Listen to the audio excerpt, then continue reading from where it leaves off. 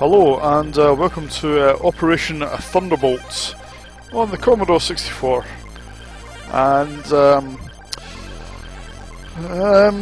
this is one of these well, somewhat controversial games. I remember around about Christmas time, Zap 64 magazine gave it a glowing review, saying it was well, it and the Amiga version were both great games, and appears that they were not quite honest. Well, the Amiga version was quite a decent version, but let's get started. That music's getting annoying. Yeah, the C64 version they saw was not actually finished. It was just a mock-up, and the people who were converting it, I believe they ditched them. And they basically brought in their own guys in-house to quickly knock out a game for Christmas, and I think they only spent a couple of weeks. So it's in a way it's a bit of a miracle. It's as good as it is, considering it was written in a couple of weeks. But so unlike Operation Wolf, which was the first game, this is it alternates between side-scrolling levels and these sort of 3D, well, pseudo 3D sort of into the screen levels. This is us just running down a road, apparently. The biggest flaw in the game really is, well, that was not too hard. The biggest flaw a lot of people have in the game is the fact that there's no crosshair. You've got to try and, if you're lucky enough, you can pick up a laser sight for your crosshair, in which case you can actually see what you're doing. Otherwise, you just got to waste a lot of ammo just firing the gun to see where you're shooting. Yeah, so at the time this got a glowing review, which obviously it didn't deserve, because this is not the same game that was reviewed. But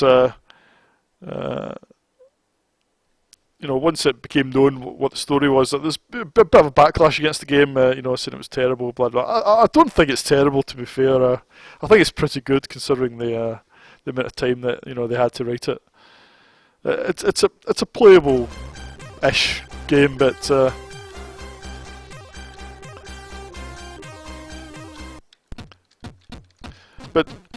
yeah, you can see that it's quite a lot of heavy use of expanded sprites, but to be fair, I mean, these graphics are probably not really much worse than the ones in Operation Wolf, which were serviceable. So, and these side-scrolling levels are actually not too bad, I think.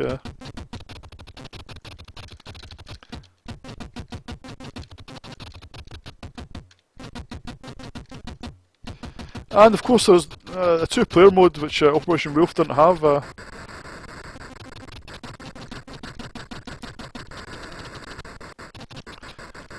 come on, where's this laser sight? It'd be really great if I had it.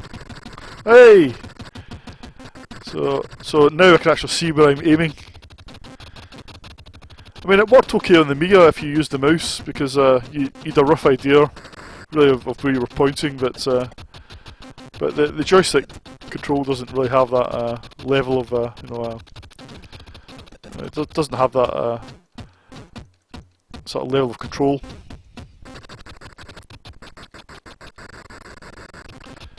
And to be fair, the gameplay, and especially on these levels, it's not really too bad. Oh, I've lost my laser sight now. Well, the game, it would be nice if it had some in-game music to add a bit of tension, but I don't know. Player 2 seems to be the one that's under most attack, but come on. Nope, just body armor.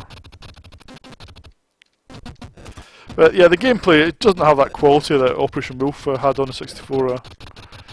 And it's a multi-loads, which well, it's a bit of an insult really, considering the sort of quality of the graphics, but in Operation Wolf on the 64 was a single load, so it's... I think this could have... Maybe I'd be done the same, I don't know. I guess the sort of 3D-ish levels are take up a lot of more graphics memory.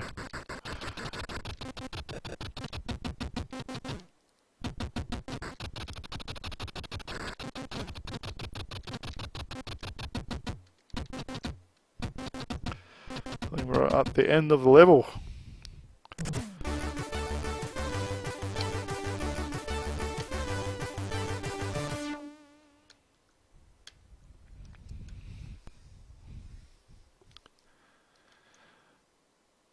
And I think the next level was a Jeep, I think, that it takes place on. And I think it's done okay, actually, to be honest. I don't just skip the loading a bit.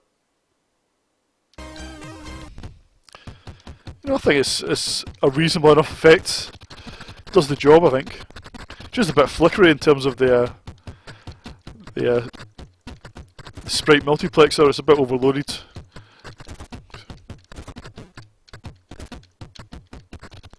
Well, I think the graphics are okay-ish.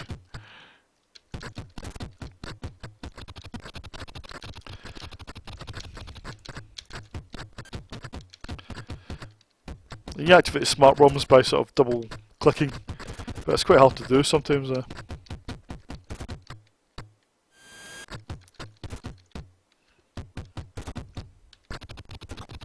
So yep, that's Operation Thunderbolt for you. Obviously it's not brilliant, as you can see, but I really don't think it's as terrible as some people make out. I mean, okay, it's it's distinctly below average, so I'll give this I'll give it 4 out of 10. Which I think is a fair enough score. I don't think it's there's a playable game. It's just there's not been a lot of time spent on it to polish it up a bit. But it's it